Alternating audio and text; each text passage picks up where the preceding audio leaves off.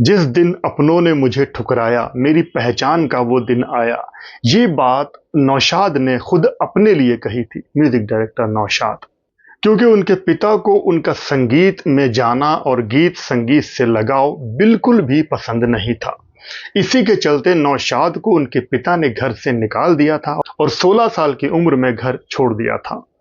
नौशाद ने सुरैया से अपनी फिल्म में सुरैया के करियर का पहला हिंदी सॉन्ग गवाया था।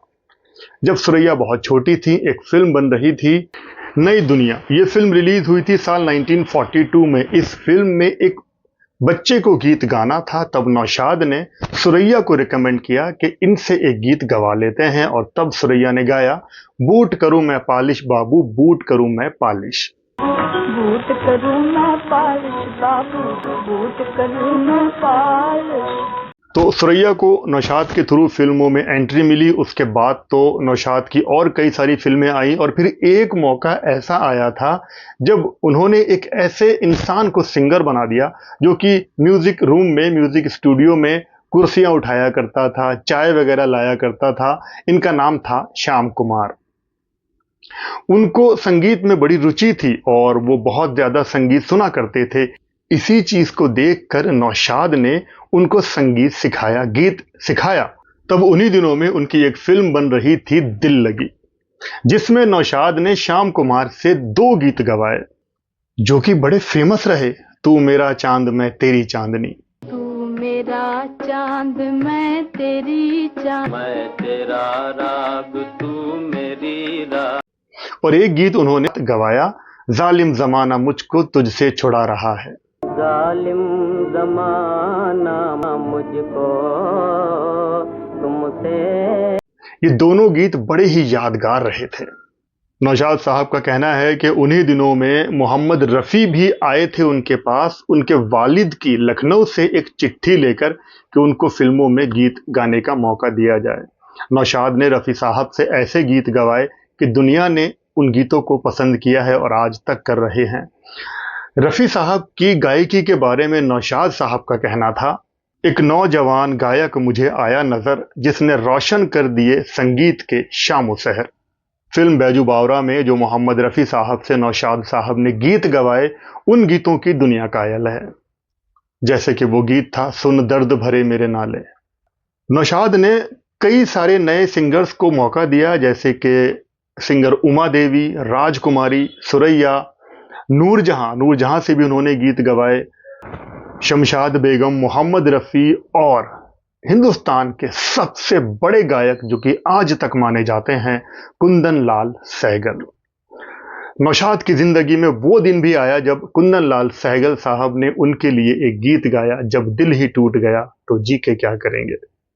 जब दिल ही टूट गया हम जी के क्या करेंगे। नौशाद का ये कहना है कि इन गायकों ने जो मेरे संगीत में गीत गाए हैं, उससे मेरी इज्जत बढ़ गई है, मेरे संगीत की इज्जत बढ़ गई है। लेकिन नौशाद का ये फिल्मी सफर इतना आसान नहीं था। जब 16 साल की उम्र में एक रात, दिवाली की रात, जब वो अपने घर में घुसे तो उनके पिता ने उनको वहीं पर रोक दिया और कहा कि आज फैसला हो जाना है। नौशाद की मां ने कहा कि अभी बच्चा घर में आया है, अभी कल सुबह बात कर लेंगे। लेकिन पिता ने कहा कि नहीं, तुम्हें दोनों में से एक चीज चुननी होगी, या तो संगीत या ये घर। क्योंकि नौशाद के वालिद गीत संगीत को बहुत ही बुरा माना करते थे। तब नौशाद ने कहा कि ये घर आपको मुबारक, मुझे मेरा संगीत दे दीजिए। और उन्हीं कपड़ों में वो घर से निकल गए। फिर वो कई जगहों पर रहे, दिल्ली और कोलकाता वगैरह में वो रहे। फिर कुछ दिन के बाद उनको वापस घर आना पड़ा। एक सज्जन इंसान ने उनसे कहा कि नौशाद, तुम बहुत छोटे हो, घर वालों को नाराज करना इस तरह से अच्छा नहीं, ये लो पैसे। उनको टिकट दिया, पैसे दिए और कहा कि सीधे घर जाओ। नौशाद घर गए, 2 दिन रहे। उसके बाद फिर पिता का वही सवाल था कि तुम्हारे सर से संगीत का भूत अगर उतर गया है तो मुझे बताओ, ये घर चाहिए या संगीत चाहिए। नौशाद ने फिर वही कहा कि मेरा आज भी वही फैसला है, मुझे संगीत ही चाहिए। और फिर नौशाद अपने घर से निकल गए और सीधा पहुंच गए बंबई नगरी।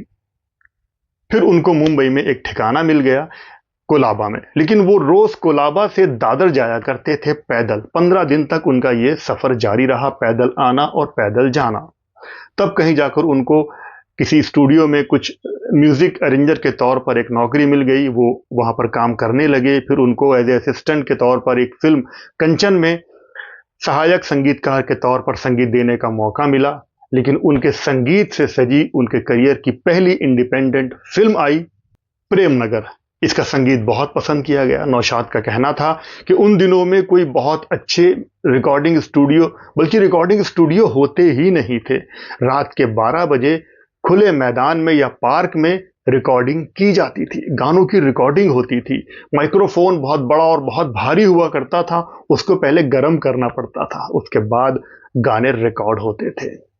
तो इन मुसीबतों को पार करते हुए फिर नौशाद को फिल्म माला मिली, स्टेशन मास्टर मिली और फिल्म दर्शन मिली, जिससे उनका संगीत काफी आगे चलने लगा। नौशाद बहुत बड़े संगीतकार बन चुके थे, लेकिन उनके पिता को ये बात नहीं मालूम थी।